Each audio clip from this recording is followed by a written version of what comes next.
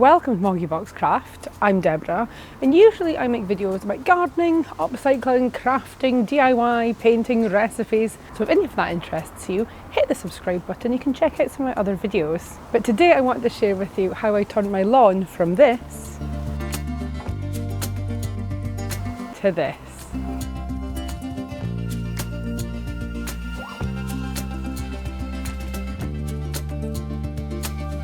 This time last year, well, about spring 2022, I decided my grass was looking exceptionally boring. So I decided to turn half of my lawn into a wildflower area, because no one tells you how difficult it is to look after grass. There's weeding, seeding, feeding, you've got aeration, scarification, watering, and the list goes on. Oh yeah, and then you've got to cut it at least once a week, if not more, and the edging. It's a full-time job. So I thought I would turn this area, or at least half of it, into a wildflower meadow. Oh gosh. Right. Maybe I should have taken some hay fever pills before I started doing this today.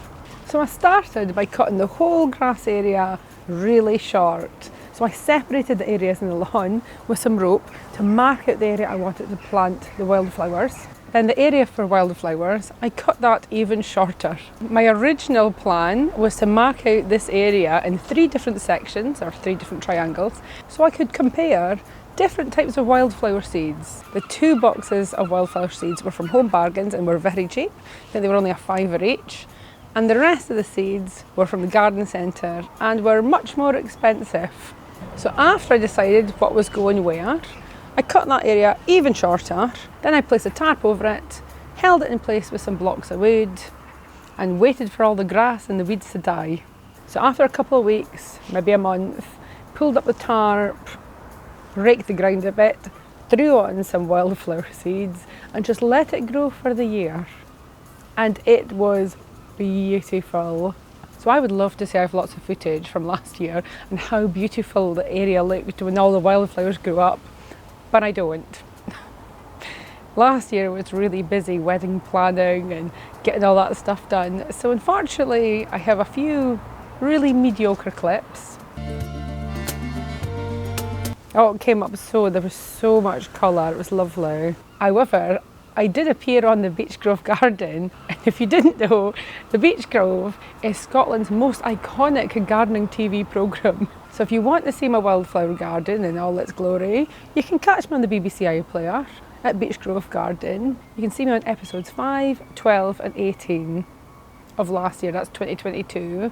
And fun fact, I was asked to co-host episode 18 with Carol right here in my garden. And I've been lucky enough to do some more filming with them this year, 2023, and you can catch me on episode 11. If you're looking at buying wildflower seeds, highly recommend the cheap boxes. Although when I opened them, I did just think it was full of sawdust, but turns out, no, they're really good. So fast forward to the start of this year. I have talked about this in previous videos, but I let everything die back over winter and just left it. Just so the bugs would have somewhere to live and hibernate over winter. Well, hopefully ladybirds. That's what I was really hoping for. So in spring, I cut that all back and I didn't remove anything. I just laid it all flat, sprinkled on a little bit of sawdust, a bit more plant food, some extra compost, and just kind of left it to see what would happen. So once I'd cut everything back and prepped the area, I decided it might be a good idea to put a pathway through it. Because last year I really struggled to get the hose over to water that back planter. So we already had a few slates lying around the garden. So I went hunting on Facebook Marketplace. So I managed to find someone selling 8 placemat things, but made of slate for a £5. Or was it a tenner? Can't remember now. But they've made a lovely pathway right through the middle. So after the pathway went in, I also thought that area could do with a pond. But that's definitely a video for another day. After a few weeks, the weeds started growing. Well, to be honest, at this point, I couldn't really tell if they were weeds or wildflowers or what was in there. So I spent a lot of time weeding. I also wanted to add some more perennials and evergreens to the area. because I don't know if I can handle this weeding forevermore. So one of our friends gave us a freesia tree, or bush, or plant, as a thank you for hosting a dinner party. So that was very lovely. I've popped that in.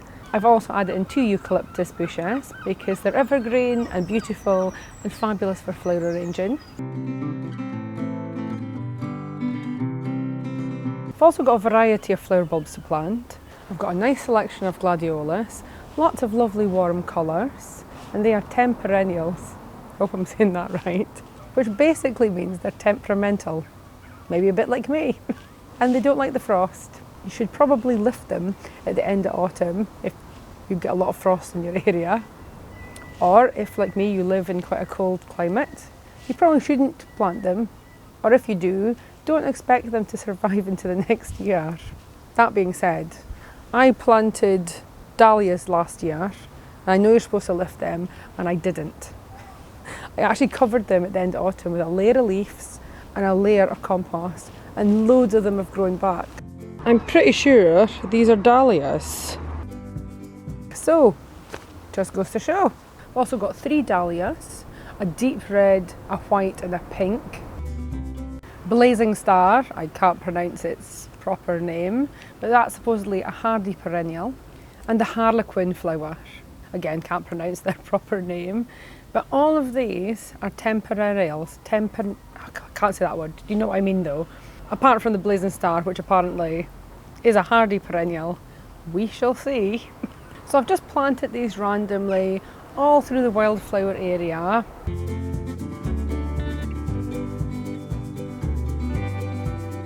And remember to plant your flower bulbs, or any kind of bulb, with your root facing downwards, because it'll make it much easier for them to grow.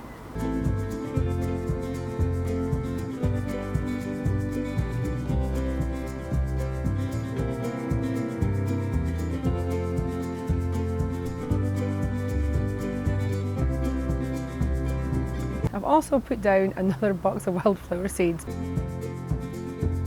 because I don't really know what's going to grow back from last year.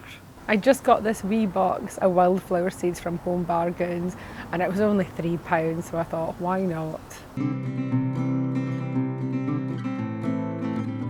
So the wildflower area has now grown up beautifully and everything's in full bloom. I've also completed the pond with pond plants and plants surrounding. I shall be doing a full video on everything I did with that in the future. So next year in the wildflower area, I'd really like a much more beautiful display of flowers in the springtime.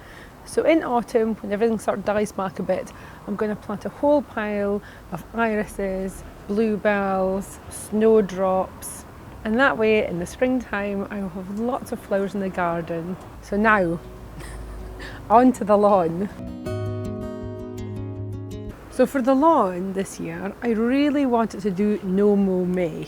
So last autumn, I think it was November time, I planted a whole hoosh of tulips, irises and snowdrops in circles into the lawn in the hopes it would kind of look like overlapping bubbles of flowers, if that makes any sort of sense. They all grew up beautifully this year and was a beautiful display in the grass, because I didn't have to cut it, or I didn't want to cut it until like June, and I still wanted it to look nice. So much like the wildflower area, at the end of this year, in autumn, I'm going to plant lots of tulip bulbs, just scattering all through the lawn this year, instead of just in circles. The circles was nice, but I just don't think it was enough. And the grass all grew at different rates, so it was a bit bizarre, as you can probably see. But it has been very cheery, and definitely nice to have colour in the garden in springtime. But then June rocked round, the tulips all died back, well all the flowers died back, and then it was time to tackle cutting the grass and tidy the lawn for summer. So maybe we can have people over for barbecues and maybe use the fire pit, even though I planted wildflower seeds in it. My theory is, if it's a horrible day on our annual summer barbecue day, at least the fire pit will still look nice. And if it's a lovely sunny day and we want to have a fire, then we can just dig out the wildflowers and plant them somewhere else. I'll be honest with you guys, I thought this was going to be a lot worse than it actually is. Well, it wasn't good, but it was definitely not as bad as it could have been. So we started by trimming everything back. which kind of worked, kind of didn't. I ended up getting the lawnmower out and going behind Andy and trying to cut everything down more. We also gathered up as much of the grass as possible while we're doing this. And then I took the trimmer and edged all the way around, which neatened everything up so much and actually defined the different areas. I really like the wildflower area being wild, but the lawn, well, it is nice when it's all tidy and neat, isn't it? We left the lawn for a few days after that to try and hopefully help some of it dry up a bit so we could remove the rest of it, or rest of the grass. It was looking pretty brown. The plan was to use weed feed and moss killer on the lawn. After reading the back of the packet, I discovered that once you use it, you then can't put grass seed down for 6 weeks. And if you put grass seed down, then you can't use that for 6 months. It doesn't make for happy growing of a lawn, I suppose. So I decided not to use that in the end because our summer barbecue is fast approaching and I just really want the grass to look green. At this point, I'm not even sure I care if there's weeds in it or not. After a few days, we cut the grass down even shorter. It was looking really patchy and really brown. I think it's going to take a bit of work to get it rejuvenated. In hindsight, I shouldn't have cut the grass so short and just put down the feed and seed. And then the grass probably wouldn't have looked quite so bad. I also put down some vermiculite and some perlite, just to use it up really, before sprinkling down the seed and feed. And then waited. So after 2 weeks, gave the grass a wee light cut. And here we are, another week later. So now we're in July.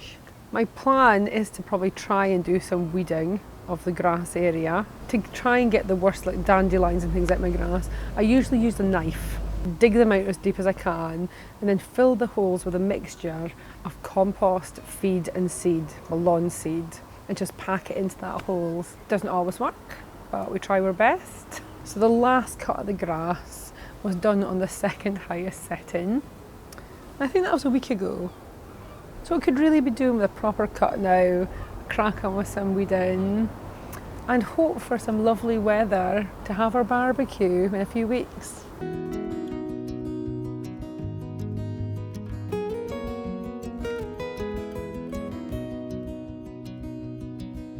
So I hope you've enjoyed this video. If you have, leave a like, leave a comment, share and subscribe. Of course, subscribing is optional, but it is very much appreciated. So thank you so much for watching. I'll see you next time. Bye!